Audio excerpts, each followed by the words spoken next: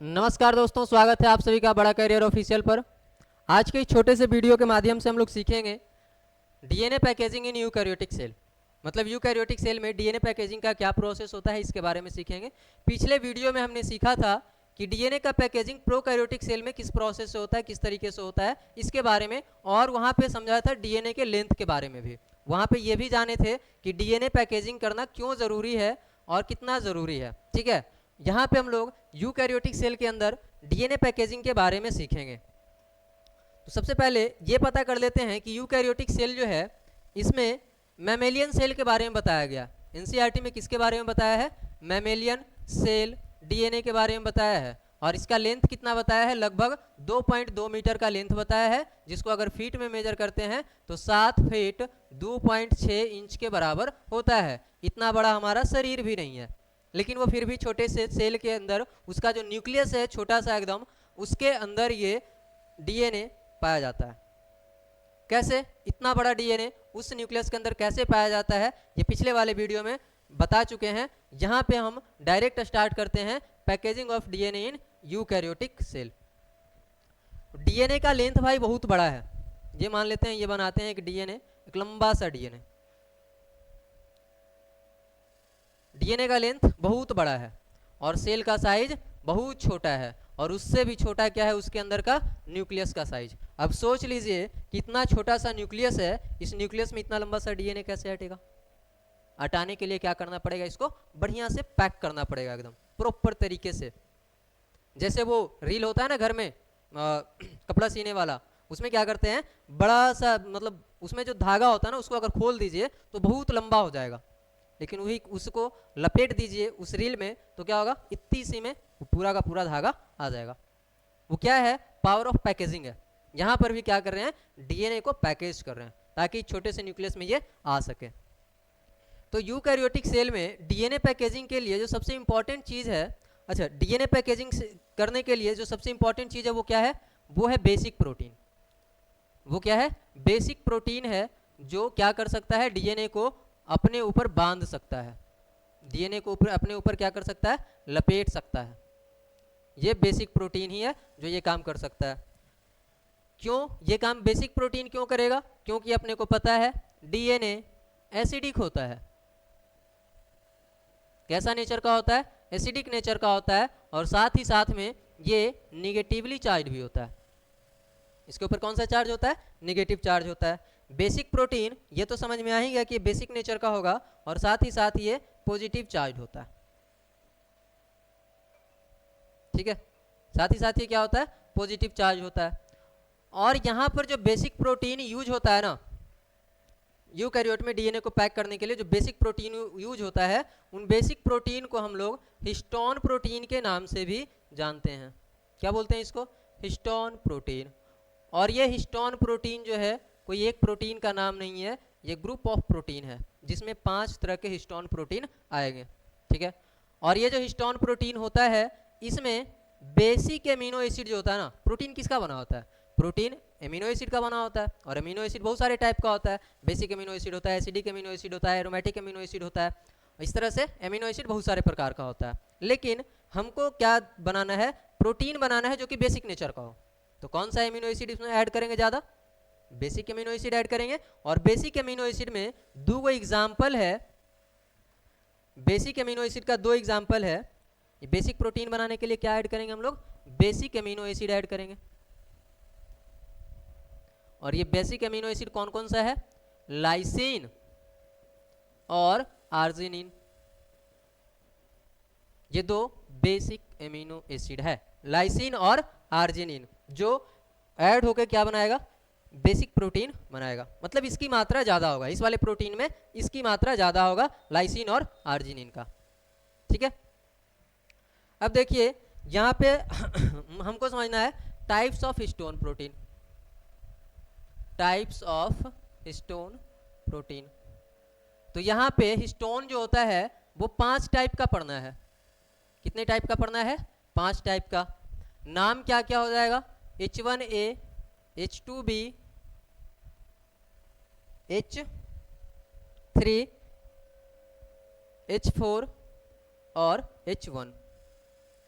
ये 5 amino acid है, sorry 5 histone protein है, जिसमें से ये 4 जो है ना, ये 4 एक साथ रहते हैं और ये चारों मिलके एक स्ट्रक्चर बनाते हैं, जिस स्ट्रक्चर को बोलते हैं ऑक्टामर।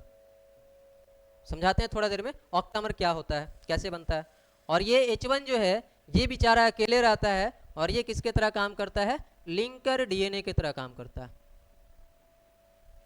लिंकर प्रोटीन की तरह, सॉरी, ये लिंकर की तरह काम करता है, जो डीएनए को लिंक करने का काम करता है। ठीक है, कैसे कैसे काम करेगा भाई? तो ये जो 4 हिस्टोन प्रोटीन दिख रहा है, ये 4 हिस्टोन प्रोटीन एक दूसरे के ऊपर क्या होंगे, 4 आगे और 4 पीछे। जैसे ये मान लेते हैं ये 4 हिस्टोन प्रोटीन बनाए, देखिए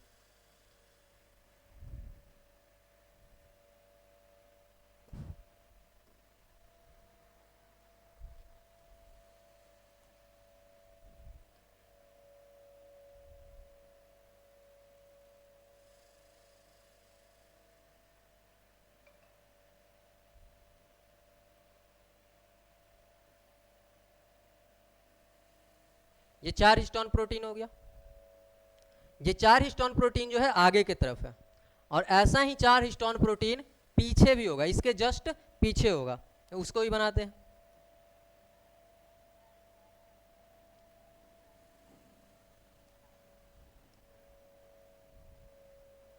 इसका कलर थोड़ा चेंज कर देते हैं, वाइट कलर कर देते हैं।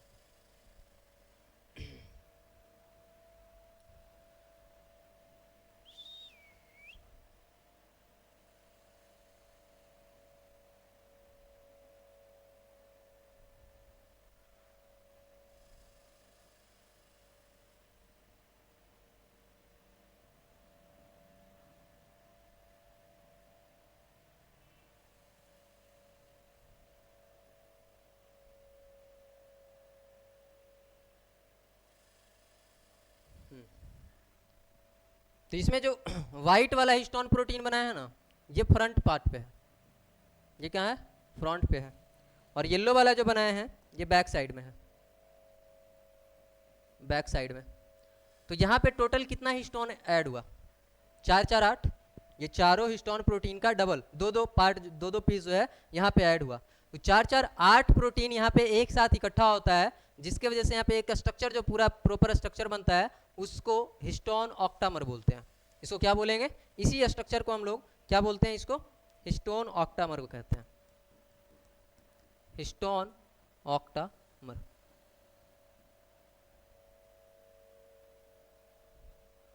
और इसी हिस्टोन ऑक्टामर जो स्ट्रक्चर है, इसी के ऊपर डीएनए जो है उसका रैपिंग होगा, इसी के ऊपर क्या होगा, डीएनए का रैपिंग होगा। तो इस वाले पेज का हम क्या करते हैं, कॉपी बनाते हैं और इसको आगे लेके चलते हैं। चलिए कॉपी हो गया। देखिए ये जो हिस्टोन ऑक्टामर है ना, इसको पूरा को सिलेक्ट करके इधर ले आते हैं। अब ये जो हिस्टोन ऑक्टामर है, इसको थोड़ा सा और शेप बनाते हैं अच्छा सा, ताकि ये लगे कि चारों तरफ से ये पैक हो गया है, ऑक्टामर की तरह लगना चाहिए। हिस्टोन ऑक्टामर क्यों बोल रहे हैं इसको, क्योंकि 8 हिस्टोन से बना हुआ है, इसलिए इसको क्या बोल रहे हैं, हिस्टोन ऑक्टामर बोल रहे हैं ये इसको। ठीक है, अब ये हिस्टोन ऑक्टामर जो है, इसके ऊपर ही डीएनए क्या होगा, रैप्ड होगा, इसके ऊपर ही क्या होगा, डीएनए रैप्ड होगा। एक लंबा सा डीएनए बना लेते हैं इधर साइड में।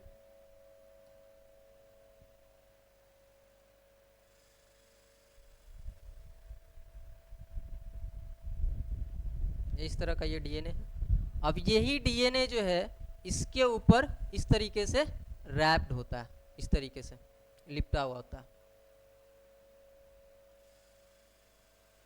ध्यान से देखिएगा। अब ऐसा ही सेम एक ऑक्टामर और आगे होगा, इसको कॉपी कर लेना चाहिए था हमको, रुक जाइए, इसको कॉपी कर लेते हैं एक और।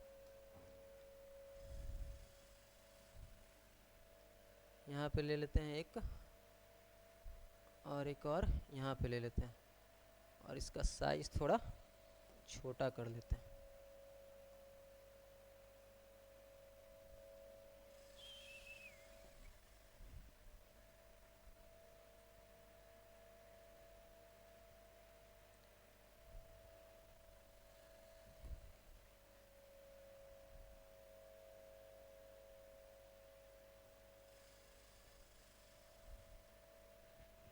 तो ये डीएनए जो है, ये डीएनए क्या होगा, इसके ऊपर रैप्ड होगा, ये डीएनए इसके ऊपर रैप्ड होगा इस तरीके से।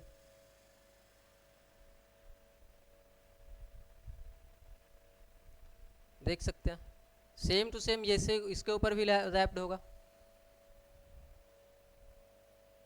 ये सिंपल सा स्ट्रक्चर, अरे भाई सिंपल सा स्ट्रक्चर बना देते हैं एक ऐसा।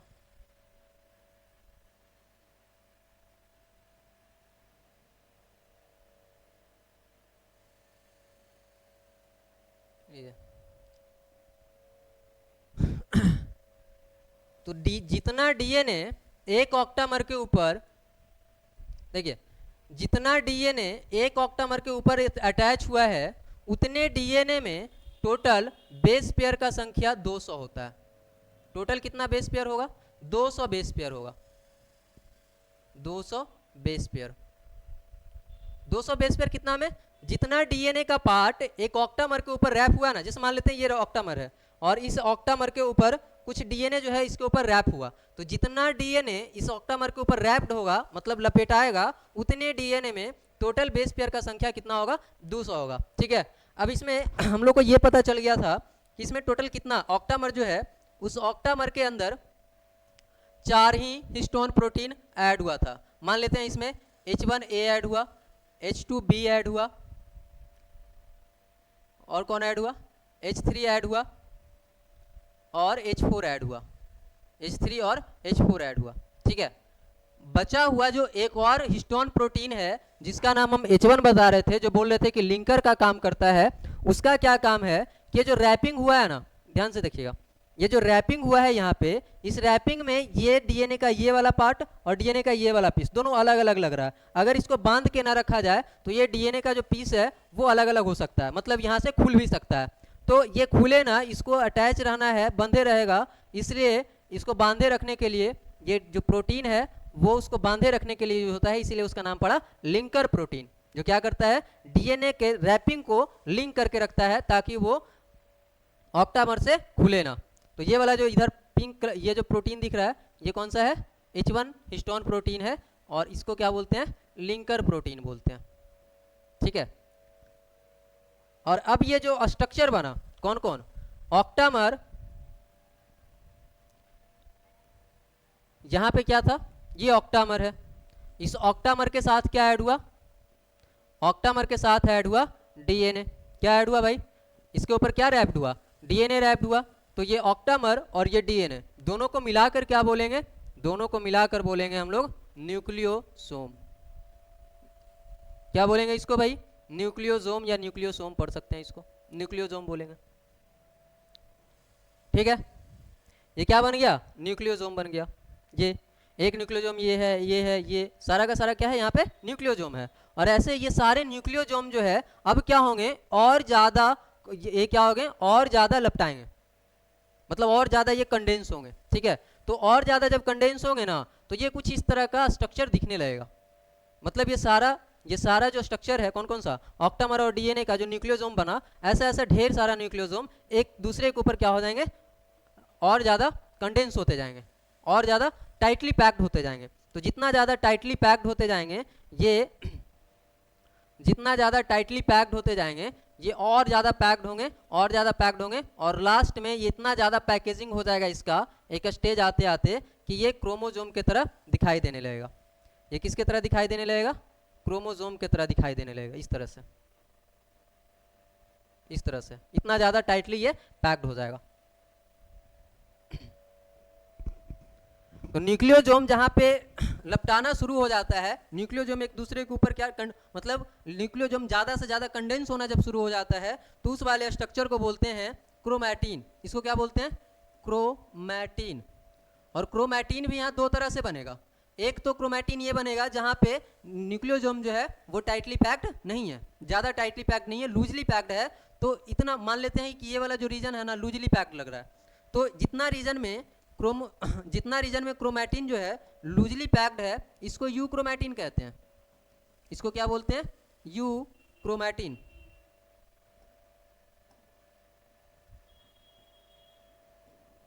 और जितना दूर में लग रहा है कि ये न्यूक्लियोसोम टाइटली पैक्ड है, क्रोमैटिन टाइटली पैक्ड है एकदम, उसको बोलते हैं हेट्रोक्रोमैटिन। हेट्रोक्रोमैटिन ठीक है। अब दोनों के बारे में ये बोला गया है कि यू क्रोमैटिन जो होता है ट्रांसक्रिप्शनली एक्टिव होता है।